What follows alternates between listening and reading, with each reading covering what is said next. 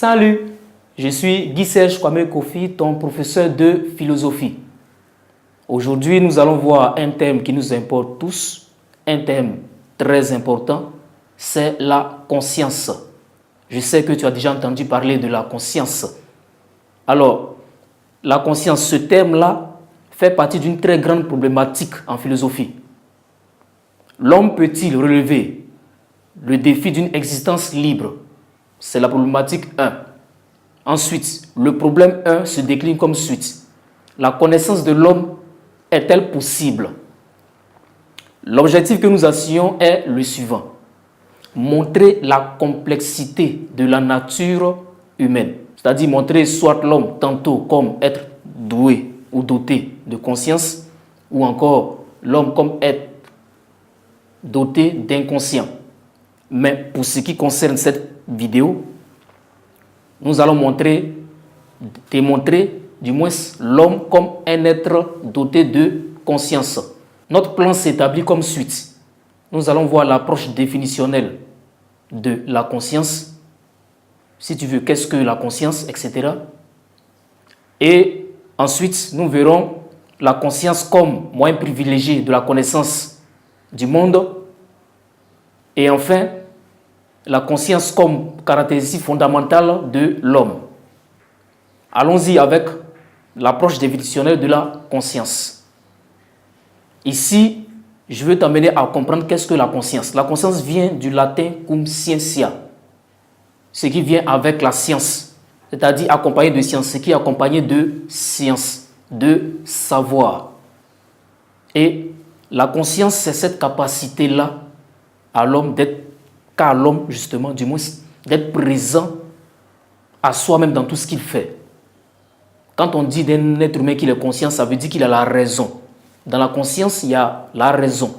Et la raison est l'unité nécessaire, la pensée, du moins, est l'unité nécessaire dans la raison naturelle. Il existe plusieurs formes ou états de conscience. La conscience spontanée, la conscience réfléchie et la conscience morale. Nous allons les définir. La conscience spontanée. Qu'est-ce que c'est que la conscience spontanée? Dans la conscience, il y a la conscience spontanée, la conscience réfléchie et la conscience morale. La conscience spontanée, c'est cette faculté-là qu'a la conscience, qu'a l'être humain de prendre soi-même des décisions.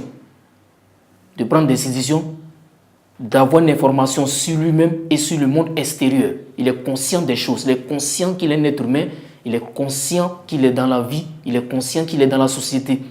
Alors, il y a la conscience réfléchie. La conscience réfléchie renvoie au mouvement de la réflexion sur elle-même. C'est cette faculté de la conscience qui nous permet de pouvoir résoudre toutes sortes de problèmes, toutes sortes de maux, toutes sortes de situations difficiles qu'un individu puisse traverser. Ensuite, il y a la conscience morale. La conscience morale, là, elle juge. Elle juge. C'est une sorte de déontologie. C'est-à-dire l'ensemble des règles qui nous prescrivent ce qu'il faut faire et ce qu'il ne faut pas faire. Par exemple, si on te dit de ne pas tuer, tu as là le choix entre le bien et le mal. Et donc, c'est cette conscience-là qui n'obéit qu'à elle-même. C'est cette conscience qui te dit que tu as fauté ou encore qui te dit que tu n'as pas bien agi, etc. Prête attention.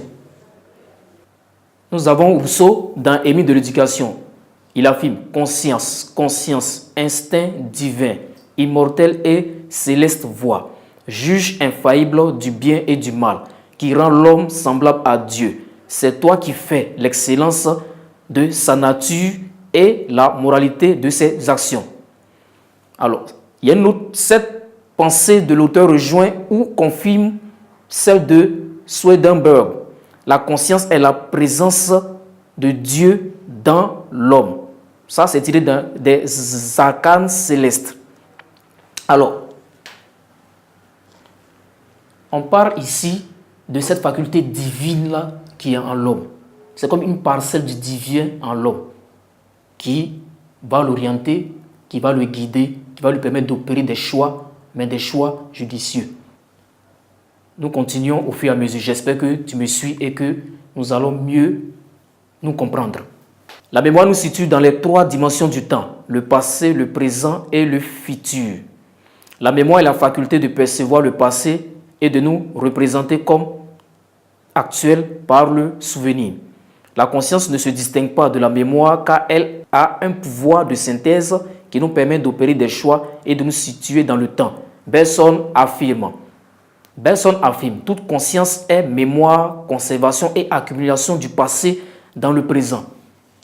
C'est tiré de l'énergie spirituelle. Je t'explique cette partie. La mémoire est une fonction de la conscience. Conscience et mémoire s'entrechoquent. Alors, si la mémoire n'existe pas dans la conscience, il y a une perte de mémoire. Il y a une perte de la faculté. Et cette perte de faculté-là, qu'est-ce que ça va conduire? Peut conduire à une amnésie. Imagine-toi les individus ou les êtres humains de ce monde qui ont perdu tous la mémoire. Est-ce que l'humanité pourrait exister? Non. C'est de montrer ici le facteur très puissant de la mémoire dans la conscience. Dans la conscience. Et elle occupe les 3 instances du temps. Le passé, le présent et le futur, parce qu'elle nous permet d'enregistrer tout ce qui est donné, facteur extérieur, pour pouvoir nous projeter dans le temps et dans l'espace. Succès assuré.